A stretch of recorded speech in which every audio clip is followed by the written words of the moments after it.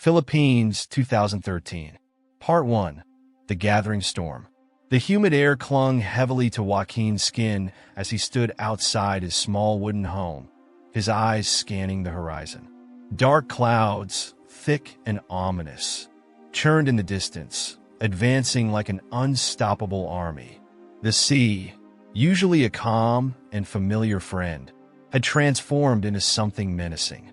Its once gentle waves now crashed violently against the shore, their sound like distant cannon fire. The village, which had always been alive with the sounds of fishermen mending their nets and children playing, was eerily silent. The impending storm had sucked the life out of the air, leaving only dread in its place. Joaquin wiped the sweat from his brow, but it wasn't the tropical heat that caused it. It was the fear, a fear so deep it gnawed at his soul. He had lived in this village his entire life. The ocean had always provided for his family, and he respected it, understanding its rhythms and moods. But this was different. Typhoon Haiyan was no ordinary storm.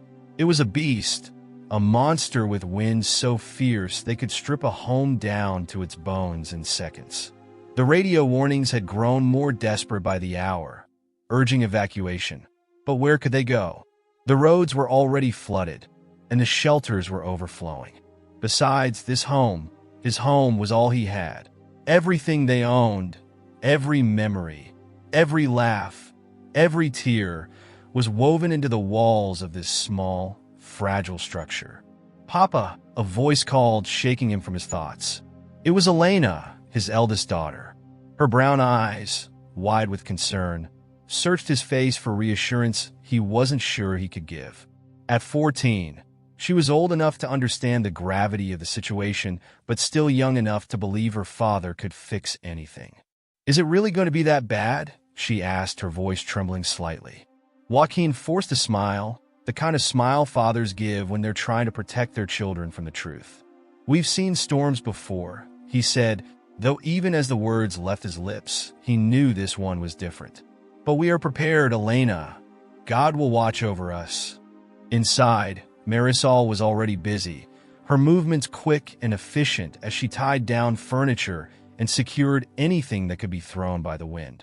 She was the heart of the family, the one who kept them anchored. A deeply religious woman, Marisol had always believed in the power of prayer and faith, but even she couldn't hide the worry etched on her face. "Mateo, bring those boards over here," she called to their son, who at 12 years old was trying his best to carry the weight of the heavy wooden planks. He had his father's strong build, but not yet the strength to match. Joaquin hurried over to help him, lifting the boards with ease and positioning them over the windows. "We'll make sure nothing gets in," Joaquin reassured his son, though he knew full well that if the winds were strong enough, no amount of wood or nails could keep the storm out. As they worked, little Sophia, barely 6 years old, sat on the floor, clutching her doll tightly to her chest. Her innocence was a painful reminder of what they stood to lose. Joaquin's heart ached as he watched her play, blissfully unaware of the danger. She had asked him earlier why the wind was so loud, why the sea sounded angry, and why the sky had turned dark. He had knelt down, holding her tiny hands in his, and told her that it was just a storm, and storms always passed. But as the first gusts of wind rattled the house, he wasn't sure if that was true this time. The village, once a picture of simple island life, was now a scene of hurried preparation. Neighbors rushed back and forth, securing boats, boarding up homes, and gathering what little food and water they could. Some families had already fled, seeking higher ground or refuge with relatives in safer areas. Others, like Joaquin's family, had chosen to stay, either out of necessity or sheer determination to protect what was theirs. Joaquin glanced toward the shoreline, where the waves had grown higher, more violent, thrashing against the rocks with a force that made the ground tremble beneath his feet. He had seen the ocean in many moods, but never like this. As he finished securing the last window, the wind picked up, howling through the narrow streets of the village. The sky, once merely overcast, had now turned a deep shade of black, as if night had descended early. In the distance, the first flashes of lightning illuminated the dark horizon, followed by the low rumble of thunder. It was coming. Joaquin walked back inside, where Marisol had already lit several candles. The flickering light cast shadows on the walls, making their small home feel even more fragile. They gathered around the table, each of them aware that this might be the last time their home stood as it did. Elena, Mateo, and Sophia sat quietly, their eyes darting between their parents, looking for any sign of what to do next. Joaquin took a deep breath and looked at his wife. "We've done all we can," he said softly, his voice barely audible over the rising wind. "Now we wait." Marisol nodded, her hands trembling slightly as she reached out to take his. Together, they bowed their heads, and Joaquin began to pray, his voice strong and steady despite the storm raging outside. "Heavenly Father," he began, "we come to you now, not in fear, but in faith. We know that you are with us, that you will guide us through this storm as you have always guided your people. Protect us, Lord, and give us the strength to endure whatever lies ahead." As they prayed, the wind outside intensified, howling like a wild animal desperate to break free. The walls of the house creaked and groaned, the sound almost unbearable in its intensity. Joaquin tightened his grip on Marisol's hand, his heart pounding in his chest. He could feel the weight of the storm pressing down on them, could hear the wind tearing at the roof, but he refused to let go of his faith. The storm was here, and it would not be gentle. Part 2. The Heart of the Storm. The wind outside had become an almost constant roar, a sound so deafening that it seemed to permeate through the very walls of Joaquin's home. The once sturdy structure now felt fragile, its wooden frame groaning under the relentless pressure. Every gust felt like an assault, rattling the windows and making the beams creak ominously. Inside, the flickering light of the candles cast dancing shadows on the walls, the flames struggling to stay alight as the air thickened with fear. Joaquin's heart pounded in his chest as he glanced around the small room. Marisol sat beside him, her hands clasped tightly in prayer, lips moving silently as she murmured verses of protection. Elena and Mateo sat on the floor with Sophia between them, their eyes wide, reflecting the same fear that clawed at Joaquin's gut. He could hear the children's shallow breathing, the occasional tremor in their voices as they whispered questions that no one could answer. "Papa," Elena asked in a trembling voice, "are we going to be okay?" Joaquin hesitated, torn between the truth and the comforting lie. He could feel the house tremble under the force of the typhoon, but how could he admit that he didn't know, that he was just as scared as they were? He took a deep breath, pushing the fear deep inside where it wouldn't show on his face. His family needed him to be strong. "We're together," he said softly, but firmly. "As long as we're together, we'll be okay."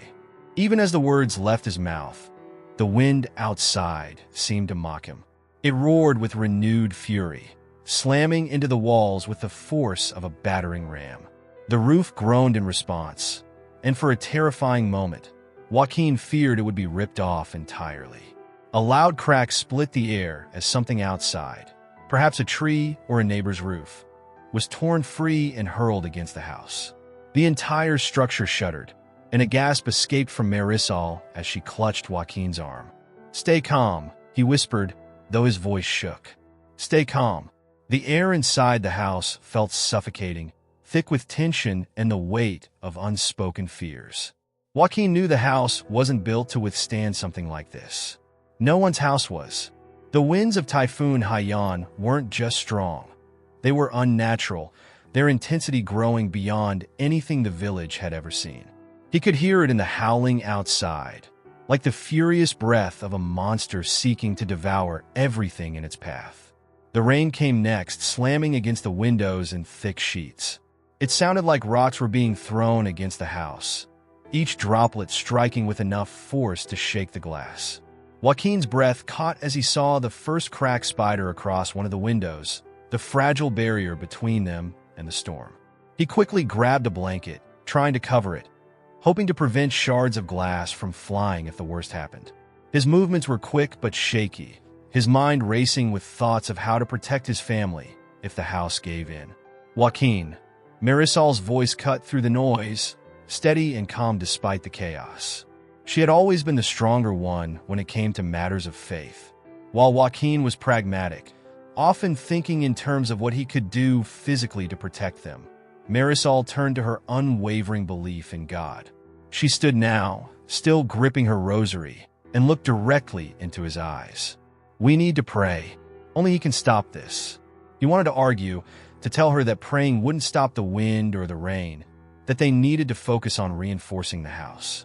But when he looked at her face, her calm, resolute expression, he realized that faith was the only thing they had left. So, with a deep breath, he nodded. Marisol knelt on the cold floor, pulling their children close. Joaquin joined them, lowering himself slowly to his knees. He felt the floor vibrate beneath him as the storm raged on outside. But here, in this circle, there was a different kind of power. One that came not from physical strength, but from belief, from the sheer will to survive. "Father in heaven," Marisol began, her voice steady but filled with emotion, "we come before you in our time of greatest need. We are small, Lord, but we know that you are mighty. Please, shield us from this storm. Protect our home, protect our children. We place our trust in you, for we know that only you can calm the wind and the waves." As Marisol prayed, Joaquin closed his eyes, listening to her words. He wasn't a man who prayed often, but now, in the face of such overwhelming forces, he found himself reaching out to God in a way he never had before. He prayed not for the house to hold, not for their possessions to be spared, but for the safety of his family. If the house collapsed, if everything they owned was swept away, he prayed that they would somehow emerge alive. The storm outside seemed to intensify with every word. The wind howled like a living creature, its fury unmatched, as if it was angry that someone dared to stand against it. The roof creaked ominously, and the walls shuddered as the full force of the typhoon bore down on them. For a moment, it felt as though the very air was being sucked out of the room, leaving them gasping in the wake of the storm's wrath. Suddenly, the sound of wood splintering echoed through the house. Joaquin's heart leaped into his throat as he looked up, fearing the worst. A beam, one of the main supports of the roof, had cracked. It sagged slightly, groaning under the weight of the storm. Panic surged through him, his mind racing with thoughts of how to hold it up, how to keep the roof from collapsing on them. But there was nothing he could do. They were powerless against the sheer force of nature. "Lord, protect us," he whispered, his voice barely audible over the storm. It was all he could say. The wind outside roared again, but this time, something changed. It was subtle at first, almost imperceptible. Joaquin felt it in his bones, a shift in the pressure, a change in the air. The wind, which had been slamming into the house from the east, suddenly seemed to lessen. It wasn't gone, not by any means, but its direction had changed, blowing slightly more to the north. The force battering their home eased, if only by a fraction, but it was enough for Joaquin to notice. He glanced at Marisol, who continued praying, her voice calm and unbroken. The children had their eyes closed, their small hands clasped tightly together. And then Joaquin did something he hadn't done in years. He joined them in prayer, truly praying from the depths of his heart. He asked for strength, for protection, and for mercy. He asked for a miracle, knowing full well that nothing else could save them now. Minutes passed, though it felt like hours, and the storm outside raged on. But inside the house, a strange stillness had settled over them. Joaquin couldn't explain it, but despite the chaos outside, there was a sense of peace, as if they were in the eye of the storm, shielded by something greater than themselves. The wind howled, but it no longer seemed to press in on them as it had before. The roof still creaked, the windows still rattled, but the sense of impending doom had lifted slightly. Joaquin didn't dare believe it yet, but in his heart, he felt a flicker of hope. Perhaps, just perhaps, their prayers were being heard. Part 3. The Miracle. The first light of dawn broke through the clouds like a hesitant whisper, casting a faint glow over the battered landscape. Joaquin opened his eyes slowly, his body stiff from hours of kneeling on the hard floor. The storm had raged for what felt like an eternity, the winds howling like demons. But now there was an eerie calm. His ears, so accustomed to the deafening roar of the typhoon, were now met with a strange silence. It was the kind of quiet that comes after a great disaster, the absence of sound more unsettling than the storm itself. Joaquin shifted, his muscles aching from the tension of the night. Beside him, Marisol still knelt in prayer, her rosary clutched tightly in her hands. The children, exhausted from the ordeal, had fallen asleep huddled together on the floor. Little Sophia's doll lay beside her, half buried under a blanket. Joaquin allowed himself a moment to breathe, to take in the fact that they had survived the night. His heart, still heavy with the weight of uncertainty, clung to the hope that morning might bring them relief. Gently, Joaquin stood, careful not to disturb his family. His legs were numb, and his steps were slow as he made his way toward the window. The glass had miraculously held, though it was cracked and spiderwebbed from the storm's ferocious onslaught. He placed his hand on the cold surface, feeling the deep grooves of the cracks beneath his fingers. His breath fogged the window as he peered outside, his heart pounding in his chest, unsure of what he would find. The sight that greeted him was one he could never have prepared for. The village, once a bustling community of homes, boats, and life, had been utterly transformed. Debris littered the streets. Wooden planks, pieces of roofs, furniture, and shattered glass lay scattered like a child's broken toys. Palm trees that once stood tall now leaned precariously, some ripped from their roots, their fronds strewn across the ground. Houses that had stood proudly for generations were reduced to rubble, their walls collapsed, their roofs torn off as if they were made of paper. The fishing boats, the lifeblood of their community, were nowhere to be seen, likely swept inland or out to sea by the storm's merciless winds. Joaquin's breath caught in his throat as he tried to process the destruction. It was worse than anything he could have imagined. Everything was gone, but as his eyes moved from one shattered home to the next, he realized something that made his heart race with confusion and awe. His house, his small wooden home stood, not untouched but standing. The walls still held, the roof was intact, and while the windows were cracked, they hadn't shattered. It was as if the storm had raged around them, tearing apart everything in its path, but sparing this one house. Joaquin stepped back from the window, his mind racing, unable to comprehend what he was seeing. How was this possible? He rushed to the door, his hands trembling as he unlatched the lock and swung it open. The cool morning air hit him, carrying with it the smell of salt, mud, and destruction. Joaquin stepped out into the daylight, his bare feet sinking into the damp earth. Around him, the landscape was unrecognizable. Houses flattened, trees uprooted, the very soul of the village shattered. And yet his house stood alone, like a lone sentinel in the wake of the storm. Neighbors began to emerge from the wreckage, their faces pale and drawn with shock. Many were weeping, others stood in stunned silence, staring at the remnants of their homes. A few carried what little belongings they could salvage: blankets, photographs, family heirlooms, now all that was left of their lives. Joaquin's heart ached for them, for the loss and devastation etched on their faces. These were his friends, his community, and now they were left with nothing. But amid the sorrow and destruction, eyes began to turn toward Joaquin's house. Whispers rippled through the crowd as more people noticed the impossible sight before them. How had his home survived when so many others had not? It was as if a barrier had been placed around it, shielding it from the storm's wrath. Joaquin stood frozen, feeling the weight of their stares, their questions. He didn't have the answers. He could hardly believe it himself. His heart pounded in his chest as he tried to make sense of it all. Was it possible? Had their prayers truly been answered? Had God intervened, sparing their home from the devastation?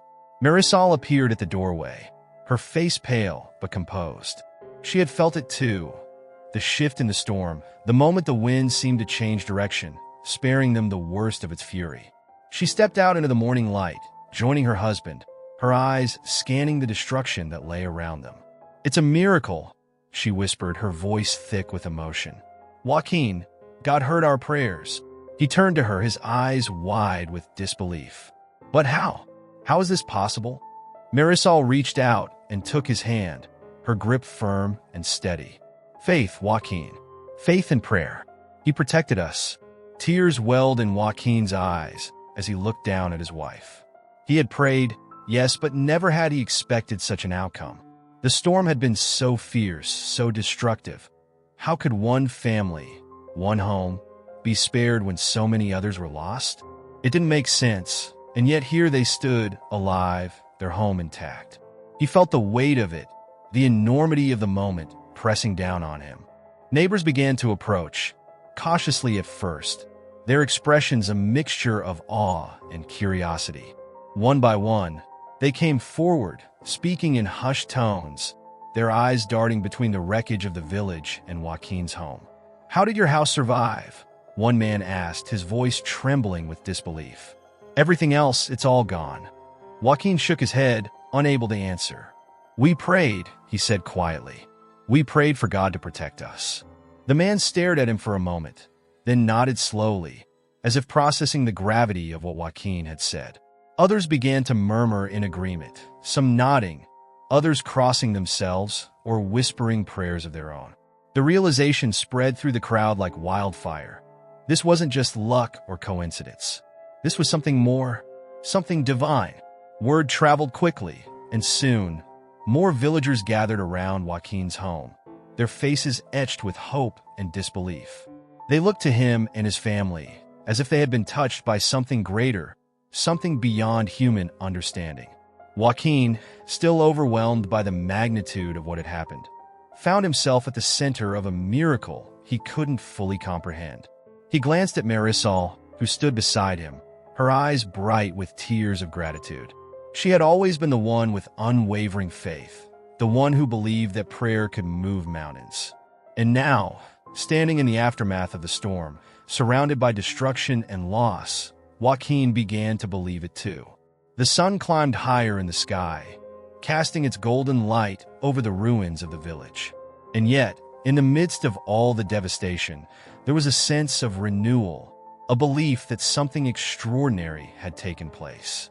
The villagers, once broken and defeated, now clung to the hope that perhaps, just perhaps, there was something greater at work. As the day wore on, Joaquin's house became a symbol of survival, of faith, and of the power of prayer. The villagers gathered there, sharing their stories, their fears, and their hopes for the future. And though the storm had taken so much from them, it had also given them something in return, an unshakable belief that miracles were real, and that faith, even in the darkest of times, could lead them through. Part 4. Rebuilding Faith. Weeks had passed since the fury of Typhoon Haiyan tore through the village of Leyte, leaving behind a trail of destruction so severe it was almost impossible to recognize the place. Yet in those weeks, something remarkable began to unfold amid the rubble and broken dreams. Where once there had been only devastation, a new spirit of hope and resilience had taken root. The villagers, still shaken by the storm, had no choice but to begin the arduous task of rebuilding their lives. The landscape was marked by the skeletal remains of homes that once stood strong, now reduced to fragments of wood and concrete. The fishing boats, the heartbeat of the village's economy, had been either destroyed or washed far out to sea. Yet, despite the overwhelming loss, there was a determination in the air, a quiet resolve that had emerged from the ashes of the disaster. Joaquin's home had become a symbol, a beacon of hope for the community. Word of the miraculous survival of his house had spread far beyond the village. Aid workers, volunteers, and even government officials had visited the site, marveling at how the structure had withstood the storm while others had crumbled. Some called it luck, others whispered of divine intervention. But to the people of the village, it was clear. This was a testament to the power of faith. Joaquin, however, felt a heavy burden in those early days after the storm. The weight of the miracle weighed on his soul. He had been spared, his family had been spared, while so many others had lost everything. Guilt, unspoken but heavy, gnawed at him. Why had they survived when others had not? He had no answers, and the questions haunted him in the quiet moments when he was alone with his thoughts. One afternoon, as he stood by the shoreline, gazing out at the distant horizon where the sea met the sky. He felt a hand on his shoulder. It was Marisol, her presence always a comfort to him. She stood beside him in silence for a moment, watching the waves lap gently at the shore, so different from the ferocity they had unleashed just weeks before. "Joaquin," she said softly, "I know what's weighing on your heart." He didn't answer right away, but he knew she was right. She always knew. "I don't understand," he finally said, his voice thick with emotion. "Why us, Marisol? Why did God spare us when so many others?" His words trailed off as he struggled to articulate the knot of emotions tightening in his chest. Marisol turned to face him, her eyes filled with the same compassion and faith that had sustained their family through the darkest of times. "We don't always understand God's plan," she said gently, "but I believe we were spared for a reason. Look around you, Joaquin. The people are looking to us, to our family, for strength. Maybe that's why we survived, so we could help rebuild not just homes, but faith." Her words, spoken with such quiet conviction, struck a chord deep within him. Joaquin realized then that his survival wasn't just about him or his family. It was about the entire community. Their home, still standing in the midst of so much destruction, was a physical manifestation of faith in the face of impossible odds. He had a responsibility now, not just to rebuild his own life, but to help others find their way back to hope. With renewed purpose, Joaquin threw himself into the recovery efforts. The village was in desperate need of rebuilding, not just the physical structures, but the very spirit of the people. Many had lost everything: their homes, their livelihoods, their sense of security. Joaquin, with Marisol at his side, began to organize efforts to help those most in need. They used their home as a base, a place where villagers could gather, share supplies, and find solace in the company of others. Marisol spearheaded the relief efforts, working closely with local church groups and aid organizations that had arrived in the wake of the disaster. She had always been a woman of great faith, but now she became the spiritual backbone of the community, leading prayer groups and offering comfort to those who had lost loved ones. Her quiet strength inspired others, and soon, the gatherings at their home became larger and more frequent. People came not just for material help, but for the emotional and spiritual support that Marisol and Joaquin provided. One evening, as the sun dipped low over the horizon, casting a warm, golden light over the village, Joaquin found himself standing in front of a group of villagers who had come to their home for the evening prayer. There were faces he knew well, men and women he had grown up with, whose children had played alongside his own. But there were also faces he didn't recognize. People who had come from neighboring villages, drawn by the stories of faith and survival that had spread throughout the region. As he looked out at the crowd, Joaquin felt the familiar stir of nerves in his stomach. Public speaking had never been his strength, but today was different. Today he felt the weight of his responsibility as a leader in this newly transformed community. Clearing his throat, he began to speak, his voice low but steady. "We have all been through something none of us ever thought we'd face," he said, his eyes moving across the faces of those gathered. "We've lost so much: homes, livelihoods, loved ones. But we've also gained something. We've gained each other. We've gained a new sense of what it means to be a community, to stand together in the face of the impossible." There were nods of agreement from the crowd, and Joaquin felt his confidence grow.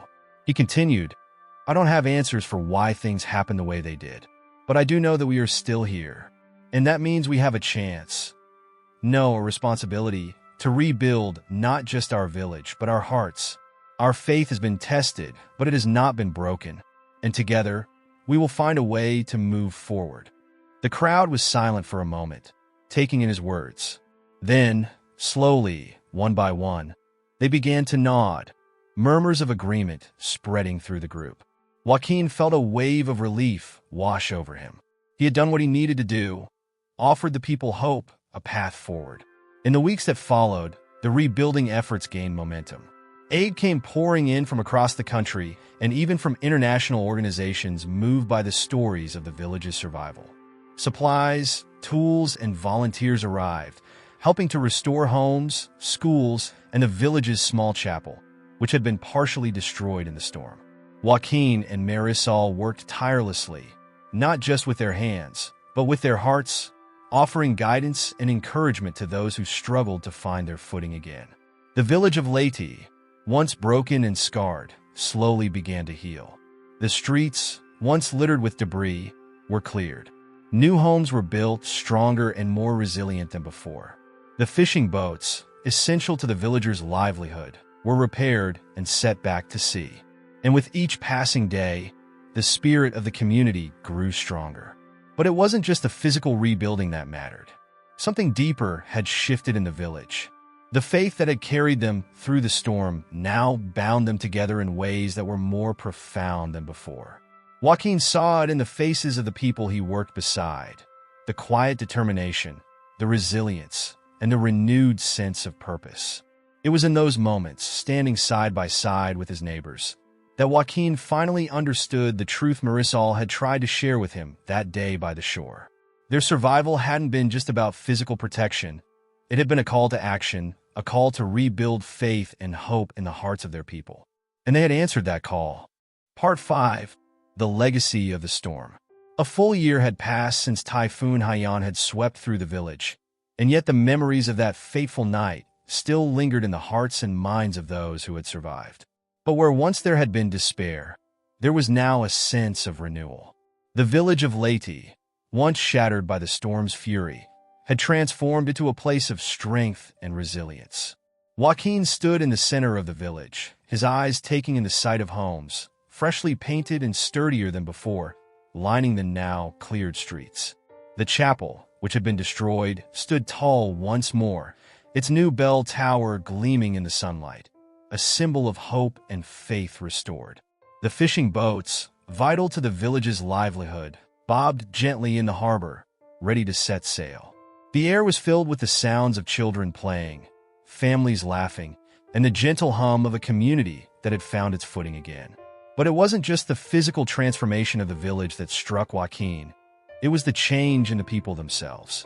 The storm had forged a bond among them, one that was unbreakable. Neighbors who had once gone about their lives quietly now worked side by side, sharing meals, stories, and faith. The village had become more than just a collection of homes. It had become a family. Joaquin's home still stood at the heart of the village, a constant reminder of the miracle that had spared them. Over the past year, it had become a gathering place for the community where people came to pray, to share, and to find comfort in times of need. Marisol had continued to lead prayer groups, her faith as strong as ever, while Joaquin had taken on the role of a quiet leader, guiding others through the process of rebuilding their homes and their lives. One afternoon, as Joaquin stood by the chapel, watching as a group of young men helped to repair the last of the damaged homes, he felt a presence beside him. It was Father Ignacio, the village priest, who had been instrumental in helping the community find spiritual strength in the aftermath of the storm. The priest's face was lined with age, but his eyes were filled with warmth and wisdom. "You've done well, Joaquin," Father Ignacio said, his voice gentle but filled with pride. "The village has come a long way, and much of that is thanks to you and Marisol." Joaquin shook his head humbly. "It wasn't just us, Father. Everyone played a part. We wouldn't have made it through without each other." Father Ignacio nodded, a smile tugging at the corners of his mouth. "That's true, but every community needs leaders, people who are willing to step up and guide others in times of crisis. You and Marisol were those people for us. Your faith and your strength have inspired so many." Joaquin glanced down at the ground, his mind drifting back to the night of the storm. He could still hear the wind howling, still feel the fear that had gripped him as he prayed for the safety of his family. And yet, here they were alive, standing on the other side of disaster. "Sometimes I wonder why we were spared," Joaquin admitted, his voice quiet. "There were so many good people who didn't make it. Why us?" Father Ignacio placed a reassuring hand on his shoulder. "That's a question many of us have asked," he said softly. "But faith isn't about having all the answers.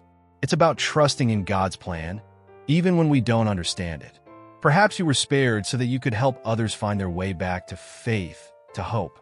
Look around you, Joaquin. This village is stronger than ever, and that's because of what you and your family have done." Joaquin looked out at the village once more, taking in the sight of children running through the streets, families gathering outside their homes, and the sound of laughter echoing in the air. It was true, something had shifted in the village. There was a new sense of unity, of purpose, that hadn't been there before. The storm had taken so much from them, but it had also given them something in return, a renewed faith in each other and in God. As the evening approached, the villagers began to gather at the newly rebuilt chapel for a special service. It was the one-year anniversary of the storm, and Father Ignacio had planned a ceremony to commemorate the lives that had been lost and to give thanks for the miracle of survival. Joaquin and Marisol walked hand in hand toward the chapel, their children by their side, as the bells rang out, calling the community to prayer. The chapel was filled with the soft glow of candlelight as people filed in, their faces solemn but hopeful. The atmosphere was one of reverence, a deep sense of gratitude filling the air. Father Ignacio stood at the front, his voice clear and steady as he led the congregation in prayer. "Tonight, we gather to remember," he began, his eyes scanning the crowd. "We remember those who were lost, and we honor their memory. But we also gather to give thanks, to thank God for His mercy, for His protection, and for the strength He has given us to rebuild our lives. This village is a testament to the power of faith, to the resilience of the human spirit, and to the love that binds us together as a community." Joaquin sat in the front pew, his hands clasped in his lap as he listened to Father Ignacio's words. His heart was full, not just with gratitude for his own survival, but for the way the village had come together in the face of unimaginable loss. He thought of the miracle that had spared his home, of the prayers that had carried them through the storm, and he knew, deep down, that their survival had not been by chance. After the service, the villagers gathered outside the chapel, the cool night air filled with the sound of conversation and laughter. Children ran through the streets, their joy infectious, while the adults shared stories of the past year, of the struggles, the triumphs, and the small miracles that had helped them along the way. As the night wore on, Joaquin found himself standing by the edge of the village, looking out at the sea.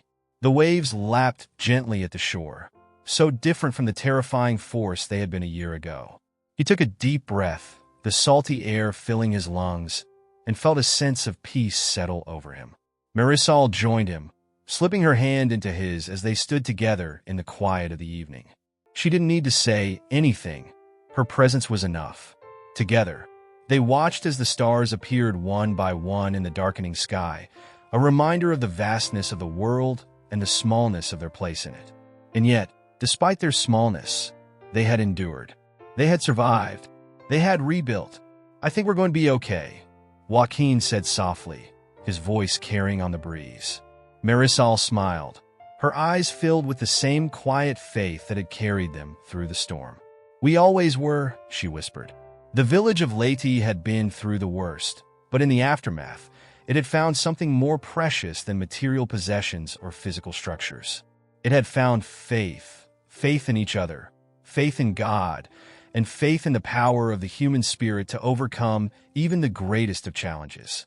As Joaquin stood there, his family by his side and the village behind him, he realized that the legacy of the storm wasn't just about survival. It was about transformation. The storm had taken much, but it had given them something far greater in return. If this story moved you, please leave a comment below to share your thoughts and experiences. Thank you so much for watching, and as always, God bless you.